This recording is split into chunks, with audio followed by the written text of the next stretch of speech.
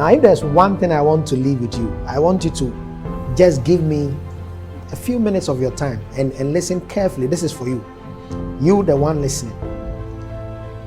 Even in the Bible, if I'm referencing it, there is a quote about money being an answer, if not to all things, to many things.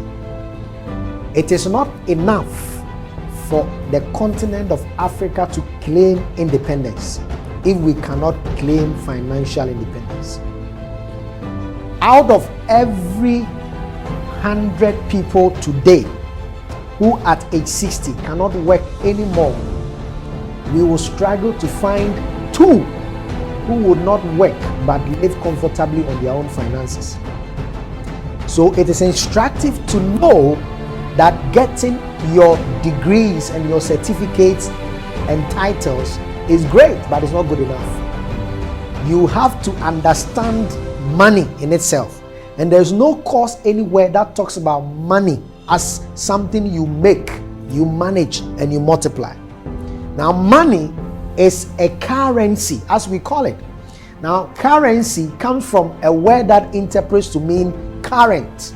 And if you know about current is a flow of a path. So money moves all around the world from one point to another. And it is hiding in a place where it begins the flow of movement. One of those places is in problems.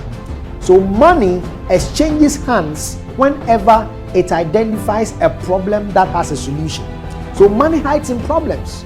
Now, if you are talking about Africa, then I think there is no continent that has a number of problems more than us. So if Africa can say we have problems, then I'm telling you that that is one of the greatest sources of money. And it flows. The next place you have to identify money is so I've talked about problem. The next one is products. So if you identify a problem and you can find a product or a service that is an answer to that problem, again, money changes and flows. Then the last one is people. Africa can claim about 1 billion people. So money hides in people, money hides in problems, money hides in products. If we can pick these 3 things, money would move from all the problems we have identified in Africa with solutions embedded in them as products, and they will move into the continent of Africa. But for you to benefit from it, you must be financially literate. You must know that the rate of interest on holding money is 0.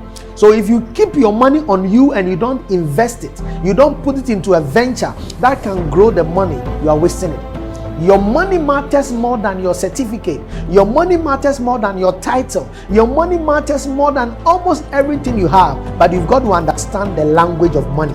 If you do, then you are financially literate. It is not even a matter of how much you have today. It is not even a matter of how much you are earning today. So again, in addition to making money, the next thing you must learn to do is to manage money. To manage money is to break it into man and age. If you want money to be with you and you want to become financially independent, you must learn how to manage it when it comes into your hand. And this is what you must learn to do. Anytime money comes into your hands, remember that your ability to buy things that will bring you more money and not to buy things that will only take money away from your pocket is the qualifying denominator between the rich and the poor. So if money hits your pocket today and the next moment what you think about is what you are putting the money to spend on, and that thing is not going to bring you back money, then you are a good candidate for the poverty presidential race on the continent. And so if you don't want to become a highly indebted poor citizen, then begin to spend more money on things that will bring you more money. You don't spend on things that will take money away from you. So if you want to tell whether you are rich or poor today, ask yourself, the money that comes into your pocket and the things you spend the money on, what percentage of those things will bring you more money, or what percentage will just take money out of your pocket? If the things you buy that take money out of your pocket are more than the things you buy that bring money to you, then you will never be rich. It doesn't matter the communion you take. It doesn't matter the prayer services you attend. It doesn't matter the tongues you speak. You are a great candidate for poverty. And remember, if you are poor, it doesn't matter how wise you are. Nobody will hear you. there was a great wise man in a city who was very wise, but they ignored his counsel. This is something in the Bible. So be ready as a young person, and the youth of Africa, listen carefully. Be ready to spend your money on things that will bring you money. Spend on assets, don't spend on liabilities.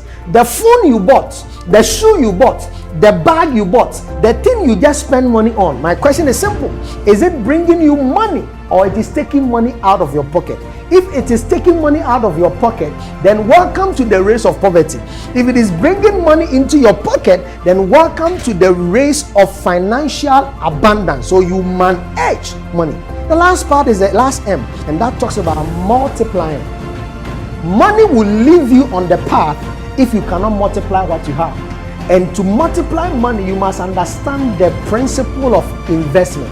When you multiply money, you pick your money and let that money work for you whilst you sleep.